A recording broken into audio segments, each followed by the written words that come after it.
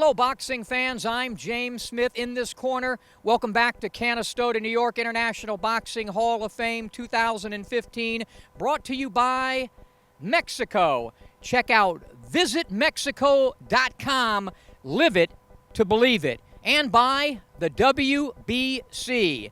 Fantastic Saturday here in Canastota at the hall. The weather's holding out. Tomorrow's the big induction ceremony. We had a great day today. We sat down with inductee Ray Boom Boom Mancini. Also, referee extraordinaire Steve Smoger, who also climbed inside the squared circle with us and did a in-ring demonstration showing the skills that make him, well, now a Hall of Fame referee. Also, Amir jumped inside the ring here in Canastota for the fans and in this corner. And, as always, we were joined by a plethora of pugilistic greats here at the hall. You know, the jab is the best punch, I believe, in boxing. It'll get you in range, it'll get you out of trouble, and it'll get you, to throw a combination. So if we fight each other now, or if I don't know how far you are from me, so I'll just shoot the jab out. First of all, I'll shoot you out to see how far you are from me. Now, if my jab's not going to land, then my right hand's not going to land. So I'm gonna move around. I'm gonna flick that jab out. Keep you thinking something's coming. Even jab to the body now and then, which works very well for me. That's gonna bring your hands down. If I shoot that jab, I can come back up with the right hand. I can feint. So the jab is keeping you busy. And then I might even shoot a hard jab when you don't expect it. Knock the guy off balance. Knock you off balance, but it's gonna hurt you as well. Obviously, when you hit someone with a good clean jab, like boom, it's gonna stop you where you are. It's gonna knock you off balance, but then it's gonna give me a target to hit. I'm gonna hit you with the right hand, left hook. So the jab is a key. If you have a good jab, if any fighter here, any guy who's an amateur boxer or a professional fighter, if you use the jab well, I think you can win any fight. Muhammad Ali had a great jab. Sugar Ray Leonard had a great jab. Floyd Mayweather has a great jab. It's all about having a good jab because it gets you out of trouble and gets you to throw good punches. I was coming back from a bout in St. Martin. I'm at Newark Airport waiting for my bag on the conveyor, and the phone rings. It's Ed Brophy. He said, "Congratulations, you've been selected for induction." I almost fell on the Rolodex. I had to keep myself steady. I said, "I can't believe it." He said, "Now look, Steve, this is not for publication. It's coming out at the end of the week." I said, "My lips are sealed. I'll do whatever you say." You're a loquacious guy. That had to be hard. Really, really hard. But in that instance, I understood it. And it was receiving the Emmy, the Oscar, and the Nobel Peace Prize all in one for someone in our game. And it's an honor that it's sinking in now because of the way Canastota treats people. Ed Brophy and his staff are exceptional, absolutely exceptional. The care for me, my family, friends, the events, it's more than I ever expected, and I'm truly honored.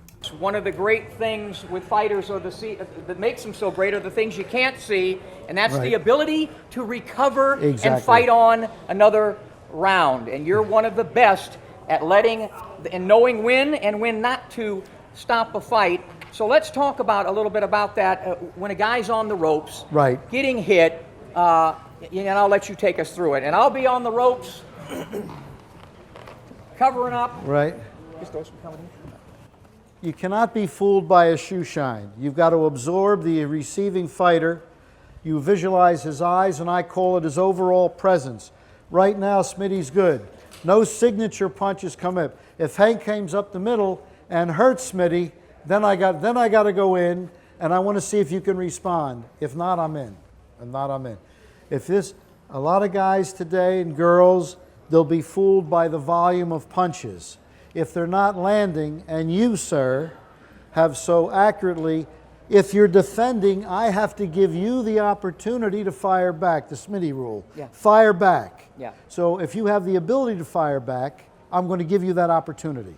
Yeah, you know that what gets to me sometimes is they'll say, show me something. But if you have a fighter like a Ray Mancini, who's got a guy against the ropes and can throw 30 punches in a row, and the guy's blocking 28 of those, or Right. 29. He can't fire back because he's blocking the shot. So, again, it must be a very instinctive thing. Right. And just maybe a God-given You thing. hope, and a lot of things today, very, very important.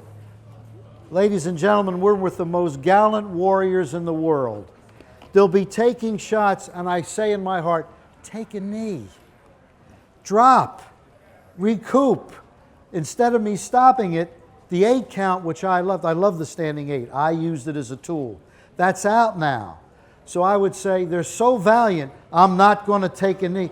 Take a knee, recoup, and come back. They don't do it.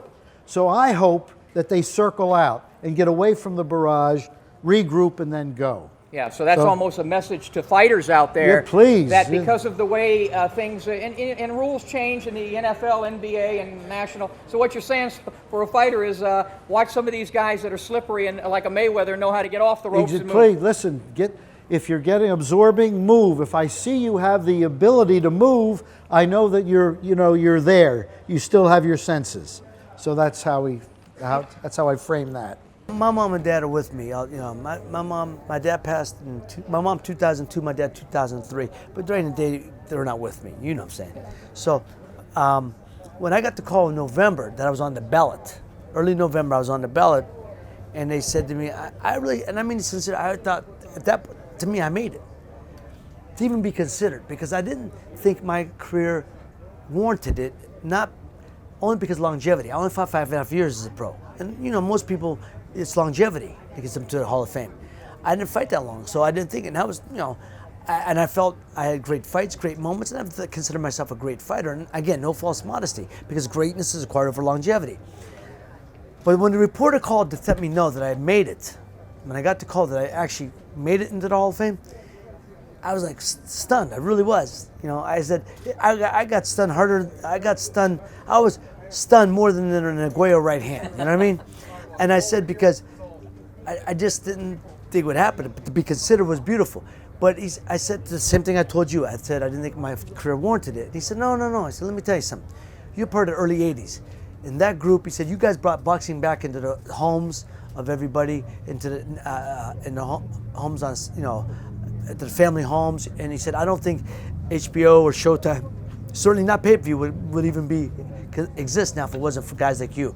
You were part of that group of Ray Leonard, Lex Arguello, Aaron Pryor, Tommy Hearns, Roberto Duran. Yeah. He said, if it wasn't for you guys, boxing wouldn't be what it is. He said, even though your career was long, he said, it was the quality of your fights, not the quantity of your fights. I said, I'll take it. Yet another esteemed inductee, Nigel Collins. Congratulations. Thanks a lot, Smitty. It's a great day for me. What did you feel like? Take us back to when you found out you were going to be enshrined here. Well, it's kind of interesting because this was the first year I was on the ballot. And I was talking to my friend and colleague, Eric Raskin. He was looking over the people and he said, you might not make it this year, but I think next year. So I thought, well, that makes sense. Not many people make it the first year. So I knew the announcement was coming up, but I didn't really expect to get in. And then when Ed Brophy calls, you know why he's calling before he says a thing. So it wasn't a total surprise, but I was expecting maybe to have to wait another year, who knows too. But it's a strange thing, Smitty. When something like that happens, you don't really know how to react. You're happy, but you don't want to brag. So it's one of the best things. There's two things I think I really like about it. Number one, I was voted in by my peers. And so that means I must have done some good work. And number two, this might sound kind of corny, but having that plaque hanging there is as close as I'm going to ever get to immortality.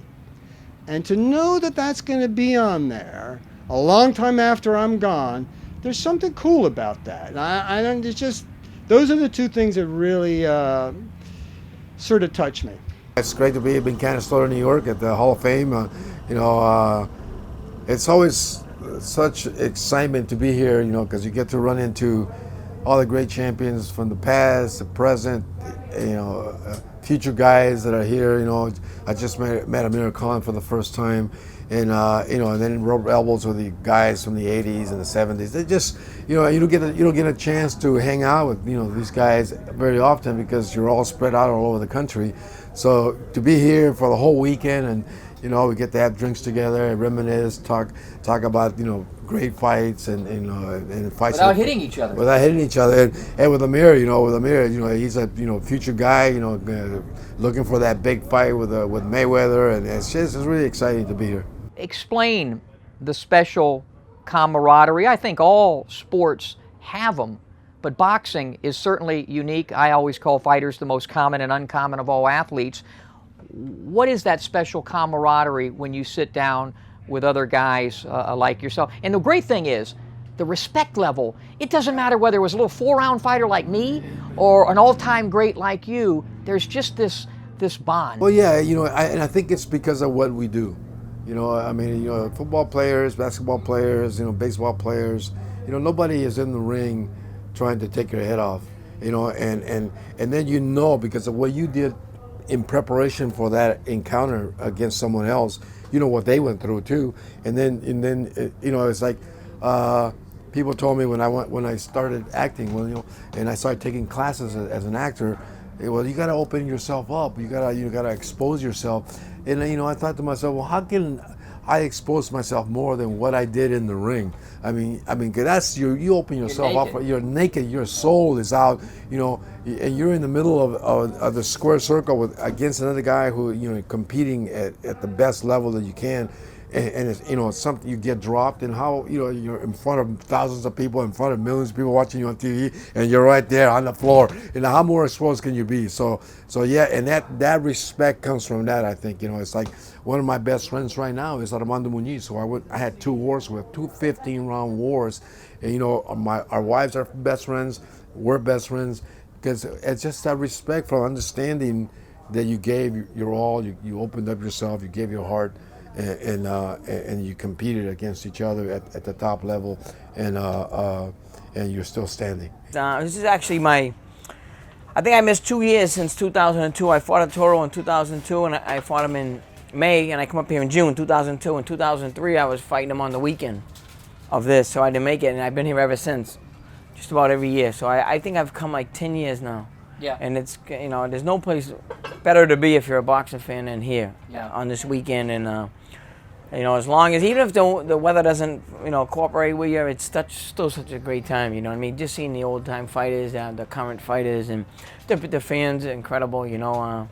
And a lot of them are very knowledgeable about the game and stuff. They come from all over the world, you know, so it's just great to see those same faces again throughout the 10 years, you know, and they're still coming. Yeah. And that's great. Dickie, what about you? You have some fun here every time I see you. You're becoming a regular here. You have a whole new fan base. Talk about your thoughts on Canastota and the International Boxing Hall of Fame. No, it's great, because they love boxing and I love boxing. You know what I mean? I still train the kids every day back home. On Sundays we run Fort Hill. There's this hill that Mickey used to run. You know, I still take them up there on a Sunday. But I see these people love boxing. That's what I love. Yeah. They're die-hard fans for boxing. Ruben Olivares. Oh, thank you. 1991 inducted, a fan favorite, a Mexican favorite, a great fighter. What does the Hall of Fame mean to you? Eso significa mucho.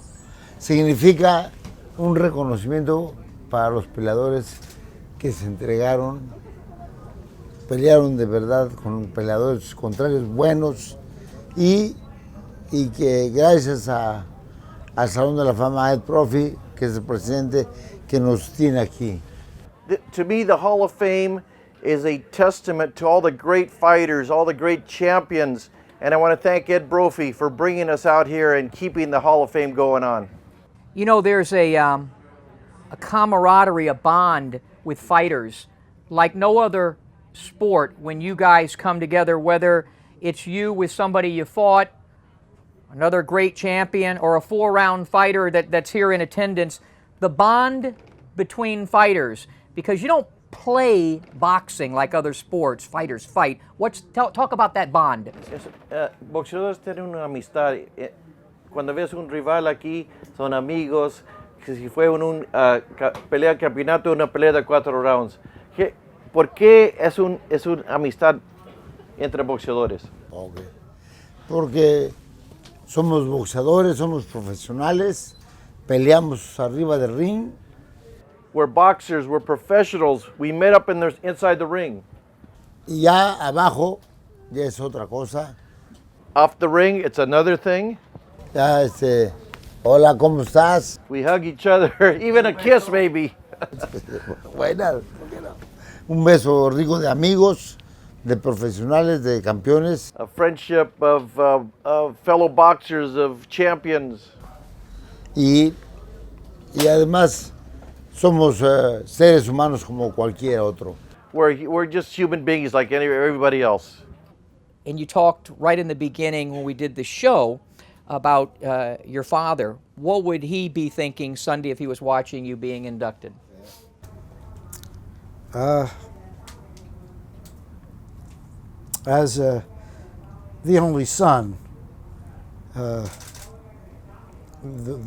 love that he had for the sport, to see it flow down to me, a kid from the Inlet, New Jersey, to be enshrined.